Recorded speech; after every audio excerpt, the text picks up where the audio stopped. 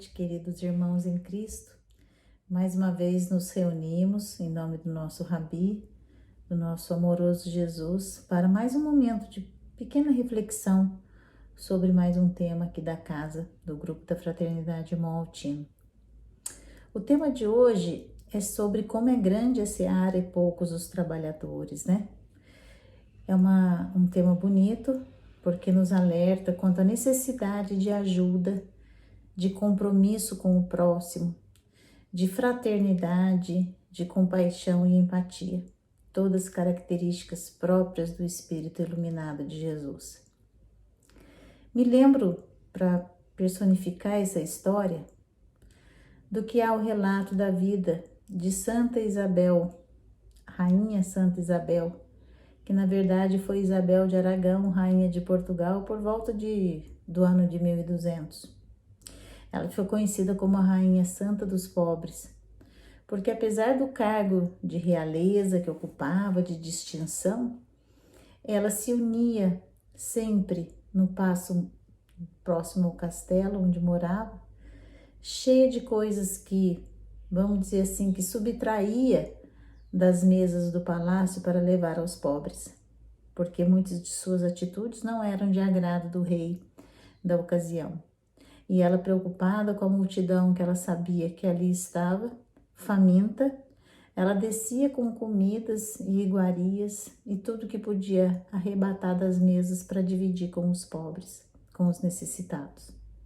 Além disso, Isabel fazia da sua vida uma demonstração concreta de amor do Cristo, pois ela não só alimentava, mas trabalhava junto aos doentes. Na época, os leprosos, os rancenianos de hoje, mas os leprosos da época, as pessoas que precisavam de conforto, aos doentes que estavam nos leitos, ela fazia visitas.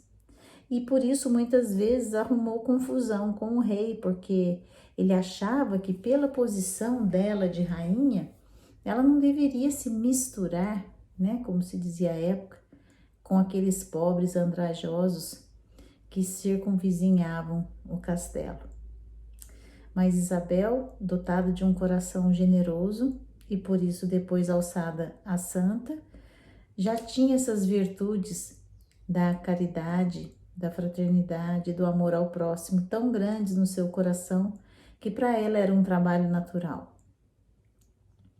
Infelizmente, nos tempos de hoje, não contamos com tantos corações desinteressados como esse de Isabel. Mas temos sim as sementes que existiam no coração dela dentro dos nossos. E é isso que o Cristo espera de nós. Quando Cristo diz que a seara é grande e os trabalhadores são poucos, ele sempre se comparou ao pastor, que cuida de suas ovelhas e diz que nenhuma das ovelhas se perderia. E ele dizia isso com muita propriedade, porque a cada passo de Jesus, uma verdadeira turba de famintos, mendigos, doentes, coxos, leprosos, vítimas de todo tipo de doenças físicas e espirituais o seguia. Imagine o Cristo sozinho, dando conta diuturnamente, para não deixar ninguém sem receber um minuto de sua atenção. E ele trabalhava incessantemente, fazendo os milagres, promovendo as curas, evangelizando através de suas parábolas a cada instante, com exemplos concretos do que realmente significava o primeiro mandamento da lei de Deus. Nesse planeta nosso, onde nós já superamos mais de 6 bilhões de espíritos encarnados na Terra, a nossa humanidade se torna então a grande seara, e um imenso campo espiritual que precisamos cultivar. Naquela época, Cristo contava somente com 12 apóstolos. E hoje, com quantas pessoas podemos contar para ajudar o Cristo nessa tarefa? O quanto ele espera da gente? Porque muitas vezes e a todo instante fazemos súplicas e pedidos a Deus, nosso Pai, a Cristo, sem muitas vezes perguntar o que Ele espera de nossa parte, de nosso serviço, de nossa atenção, de nossa ajuda a Ele na grande obra de humanização, de fraternidade, de acolhimento espiritual que todos deveríamos receber, todos deveríamos dar. Se a seara é grande, os trabalhadores são pouquíssimos, poucas pessoas que podemos contar para que possam nos ajudar, porque para gozar as coisas do mundo, para brilhar, aparecer na terra, para dominar, existem muitos orientados, mas quão poucos são aqueles que realmente se esforçam para fazer de sua vida um trabalho de evangelização, a não ser pelos avatares, pelos espíritos que conhecemos, pela grandeza da luz que possuem. Quantos mais podemos contar para que realmente ajudem no trabalho ao próximo, ajudem no esquecimento do egoísmo, ajudem na caridade que alimenta o espírito e não só no pão que alimenta o corpo. Então, a gente pede muito para que Jesus nos dê forças. Nós que já conseguimos chegar até aqui e que, graças a Deus, temos tanto a agradecer, temos tantas bênçãos que já recebemos, a nossa saúde, a nossa perfeição física, a nossa lucidez mental, que isso não fique escondido e que possa ser colocado à disposição do Mestre para ajudá-lo nesse trabalho. Todos os dias, desde que levantamos, podemos dar testemunho disso, através de uma palavra amiga, de um consolo, de uma atitude de atenção e de carinho com alguém que precisa. E isso acontece todos os dias. Se ao deitarmos, interrogarmos nossa consciência, poderemos perguntar: nossa, será que hoje eu fiz o bem para alguém? Será que eu participei de alguma atividade fraterna? Eu fico imaginando tantas as coisas que temos no nosso grupo da fraternidade, não é? De tanto trabalho, ainda mais agora, época de Natal, onde são despertados dentro de nós sentimentos mais sublimes de fraternidade e amor cristão, até para comemorar a chegada do Cristo ao mundo, que eu fico pensando, meu Deus, tanta gente disposta, tanta gente que dá do pouco que tem, e eu que tenho tanto, será que estou entregando meu coração para a fraternidade? Será que eu estou colocando meus braços, minha inteligência de pensamento, minha capacidade em prol de alguma atividade que possa ajudar o Cristo no seu trabalho pelo mundo? São tantas as ovelhas perdidas, né? Então, se a gente puder propagar, por isso que no Centro Espírita até nós vemos tantas atividades educativas, tantas coisas que são feitas, desde a evangelização infantil até as palestras que nós tantas vezes participamos, porque sabemos que através do trabalho educativo, do primeiro contato que uma alma que ali esteja, seja encarnada ou desencarnada, possa fazer de contato com o Evangelho, pode significar muita diferença no seu proceder e no seu entender da vida dali para frente.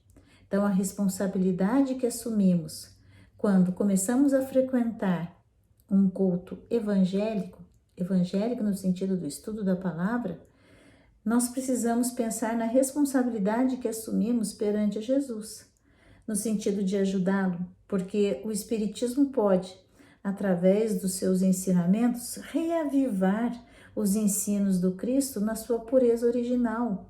Lembrar de todas as parábolas, de todas as passagens, por exemplo, do Evangelho segundo o Espiritismo, para que isso se torne novamente uma fonte de luz para aqueles que buscam o caminho da verdade.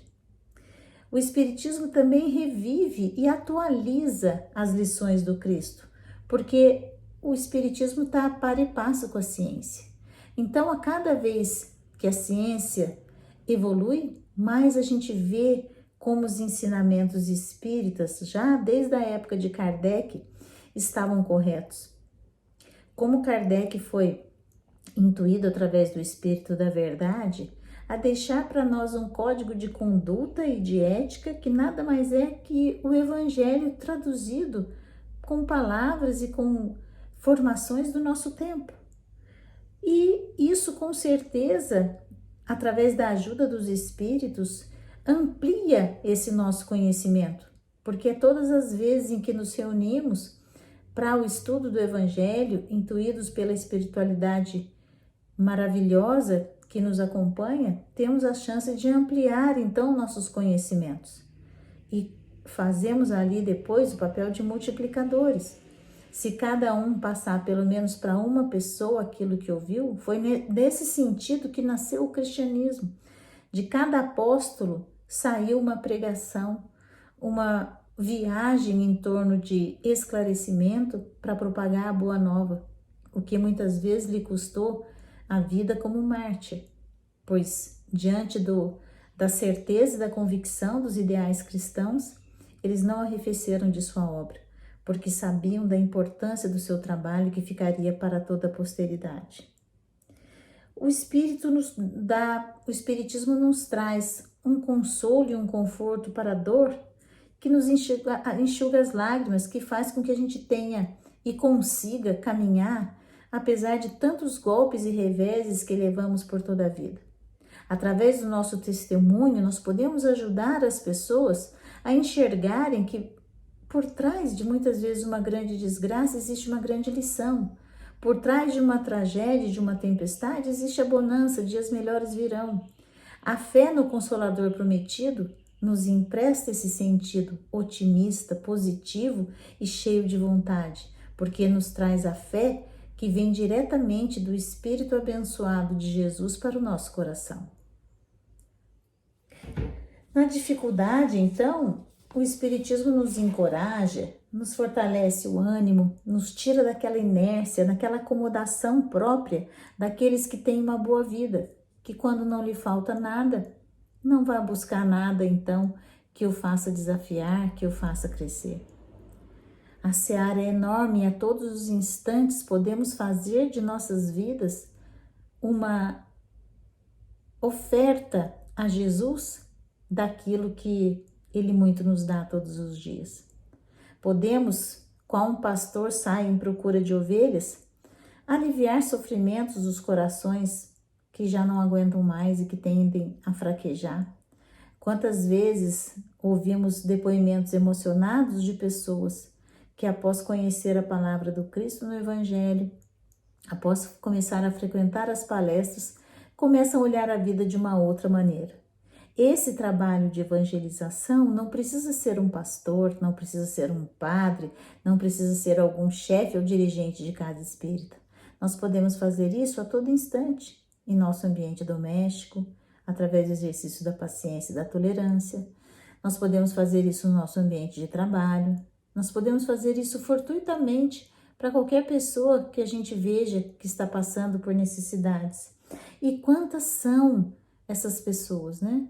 Isso nos auxilia a praticar o bem, a desenvolver nossas virtudes adormecidas, para que possamos, depois de muito esforço, fazer isso naturalmente, assim como Isabel de Aragão, a Rainha Santa, fazia.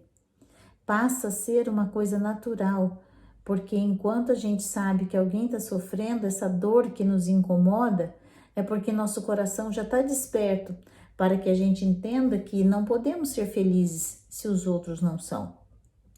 Que família que pode ser feliz quando vê que um membro ali sofre? O que nós podemos fazer para ajudar, né? Tanta gente que tem alguém na família com um problema sério. E quantas vezes a gente fecha os olhos e diz, olha, eu não vou me meter, isso não é problema meu. Qualquer problema que exista sempre é de todos nós. Porque o que não nos incomoda é aquilo que nos deixa insensível. E Jesus precisa de nós para pregar, difundir, passar adiante o conhecimento espiritual. É isso que Ele espera, eu tenho certeza de nós. O planeta de provas e expiações no qual vivemos é tão cheio de sofrimento, seja sofrimento físico, seja sofrimento moral, mas não adianta trabalharmos só para regenerar corpos sem regenerar almas.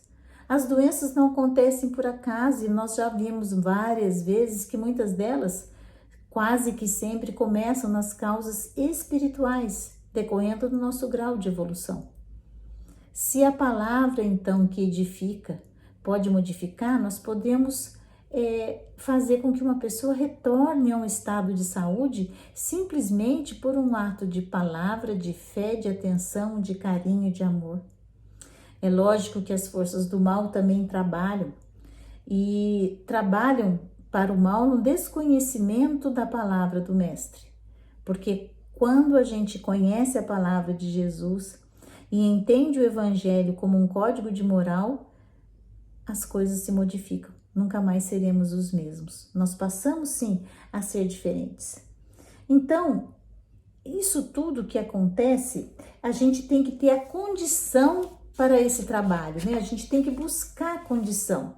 A gente não pode mais pensar em ajudar só quem é do âmbito da família, ou então visando um lucro material, ou pensando egoisticamente só na gente. A gente tem que lembrar, com a disposição da gente se doar inteiramente, a gente vai, nessa entrega é que nós conseguiremos fazer a redenção do nosso espírito.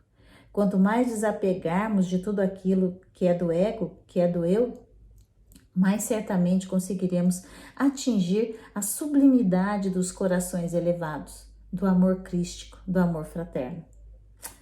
Então, a gente pode ser o lavrador, né, na seara do Cristo, aquele que vai revolver o campo das mentes, arrancando aquelas ideias erradas, abrindo sulcos para as ideias superiores, passando um arado, né, naquela mente entorpecida que ainda não havia conhecido a ideia cristã. Assim são os primeiros pioneiros que fizeram, né, na época lá atrás do cristianismo, dos primeiros discípulos foram abrindo então tirando a ideia do olho por olho, dente por dente.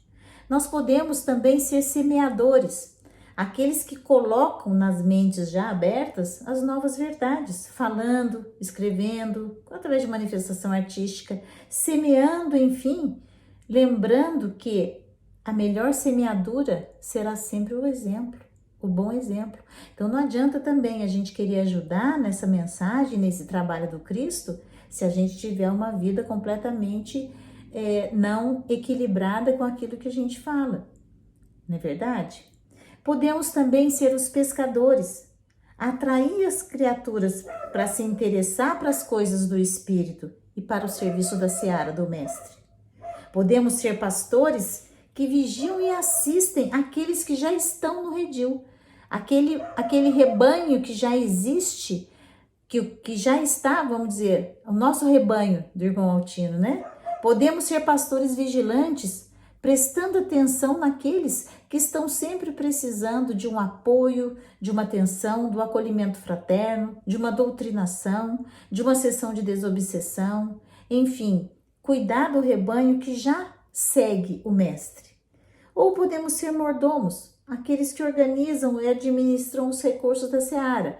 São as pessoas que limpam o chão, que alinham as cadeiras, que preparam o passe, os médios que trabalham ali para nos ajudar, para nos receber. Ou podemos ser o servo, o simples servo, a categoria mais geral e mais útil, porque ela está ao alcance de todos. Não precisamos de curso nenhum para ser servos. Servos no sentido de estarmos sempre abertos para fazer não o que queremos ou o que gostamos, mas e sim o que podemos e o que devemos fazer. Eu acho que isso reflete bem como podemos trabalhar na seara do Mestre, que tanto espera. Podemos ser também ceifeiros, aqueles que você sabe, né, que faz a colheita com a ceifa. Pois em qualquer dessa situação, a gente vai estar sempre colhendo resultados daquilo que os outros já fizeram, do trabalho que eles já desenvolveram. Antes de nós, alguém já lavrou, alguém já semeou, alguém já pescou, alguém já pastoreou, alguém já administrou e alguém serviu. Então agora nós vamos ceifar encontrando situação muito mais preparada, com muito mais facilidade. Quantos pioneiros abriram o caminho para nós? As mentes já estão mais desenvolvidas e pelos bons resultados de agora, quem veio na nossa frente espera que nós possamos dar continuidade a esse trabalho. Ainda há muito o que fazer, gente, porque o trabalho na seara espiritual não vai atingir o seu fim, uma vez que a natureza não dá salto. Nós temos que lembrar sempre que estamos num processo contínuo de evolução e que a Terra, junto com nós, caminha para a regeneração. A consecução desses objetivos será alcançada pelo nosso trabalho incessante de muitos ao longo do tempo, através de muitas vidas sucessivas.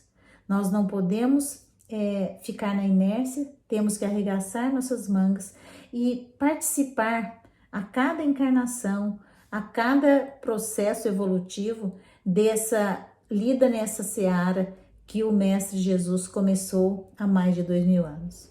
Então, nós temos que então trabalhar em equipe, seguindo o exemplo de Jesus. Jesus não foi sozinho. Ele sabia que ele precisava da difusão de seu trabalho.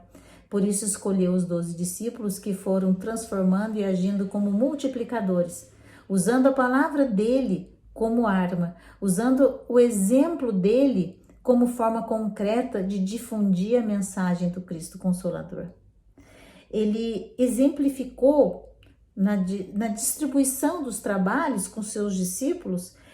Quando ele chamou os 12, ele foi enviando cada um com para unidades de serviço em que ele poderia auxiliar. Então, ele sabia das dificuldades de determinadas regiões, dos doentes que ali se encontravam.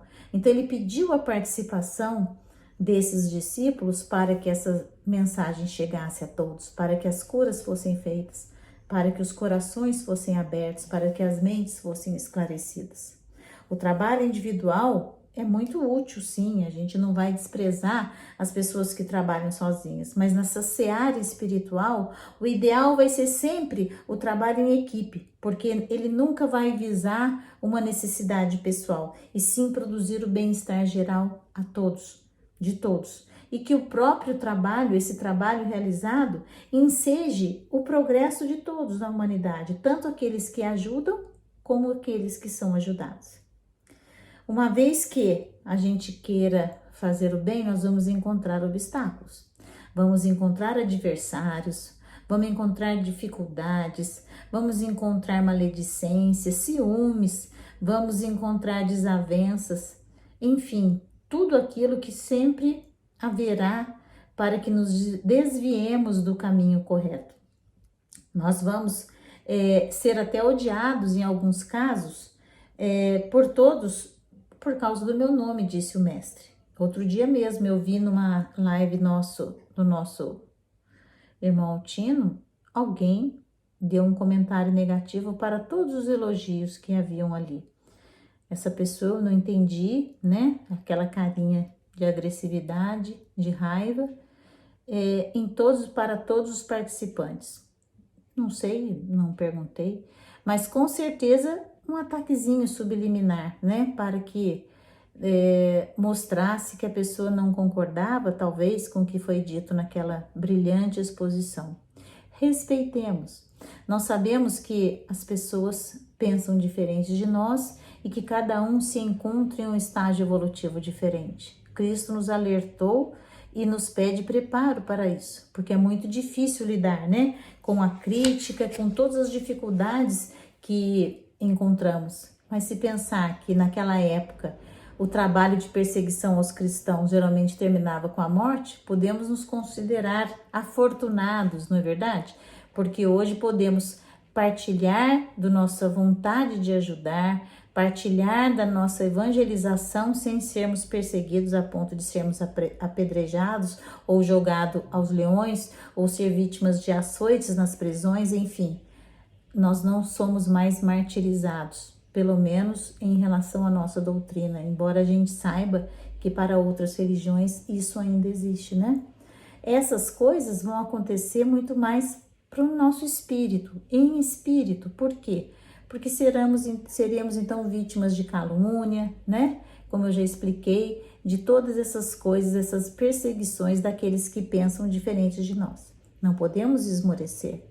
Teremos que ser prudentes como a serpente que vai rastejando pelo solo, procurando através das vibrações se desviar dos inimigos e tendo a pureza e a singeleza da pomba, que não alimenta nenhuma intenção de ataque.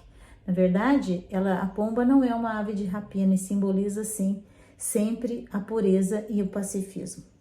Viver, então, com prudência, com simplicidade, é uma conduta que traz em si mesma já uma defesa natural. Ela protege porque evita muitos problemas. O André Luiz já dizia, né, que o seu desejo de paz vai garantir tranquilidade para o seu caminho. A vida do cristão, sendo limpa, sem nenhum mau propósito, vai tornar difícil para aqueles maldosos colherem em suas garras. Então, a nossa conduta é o nosso melhor advogado. Todas as vezes em que nos habilitamos para o serviço do Cristo, teremos que estar preparados também para as dificuldades. E quantas Cristo e seus apóstolos não enfrentaram para que chegássemos hoje onde estamos, não é? Então, vamos enfrentar essas dificuldades com coragem, sem temer aqueles que matam o corpo, mas nunca podem matar a alma, com decisão, tomando a charrua, né? Sem olhar para trás. Ele disse: se queres, segue-me, larga o arado e não olha para trás, largue tudo. E sem guardar ressentimento. Se ninguém vos receber, se ninguém quiser ouvir suas palavras, você fez a sua parte. Sempre haverá um coração disposto a ouvir a palavra do Mestre. Essa é a verdade. Pode haver 100, se você conseguir fazer por um, você já terá alegrado Cristo. E o que esperar então como salário do trabalho nessa seara divina? Digno é o trabalhador do seu salário, está no Evangelho de Mateus, e a cada um será dado segundo as suas obras. Então não precisamos dizer mais nada. Qual será o pagamento que poderemos receber de nosso trabalho junto à seara do Cristo? Ela não é uma coisa que a gente faça já pensando, mas é uma consequência natural pela lei do retorno. A gente sabe que através do livre-arbítrio podemos sempre escolher o caminho que vamos seguir e estaremos irremediavelmente presos às escolhas que fizermos. Neste caso, todas as vezes em que optarmos por trabalhar na seara do Cristo, com certeza estaremos nos afinizando com a lei da justiça, do amor e da caridade, e os benefícios serão automaticamente vindos até nós. Então, eu quero encerrar aqui, já me estendi um pouquinho, é que a água parada é a água que junta lodo. Então, nós não podemos ceder ao desânimo, à depressão, à incompreensão do mundo e parar nossos trabalhos. Uma vez iniciado, ele tem que seguir em frente, até o último das nossas forças. E para isso rogamos que sejamos mais um dos pastores em que Jesus confiou para tomar conta de suas ovelhas. Que possamos ser sempre portadores de uma palavra boa, de um abraço fraterno, de um pensamento no bem, de uma oração por aquele necessitado. Então, usemos de toda essa sabedoria que o estudo da doutrina nos traz para, através de proporcionar o bem ao próximo, façamos desenvolver, façamos o crescimento de nosso espírito. Essa é a finalidade de estarmos aqui. Se a seara é grande e os trabalhadores são poucos, que estejamos no meio desses poucos. É só isso que Cristo espera de nós. Muita paz e um santo fim de ano para todos vocês. Com muita saudade, recebo o meu abraço. Assim seja.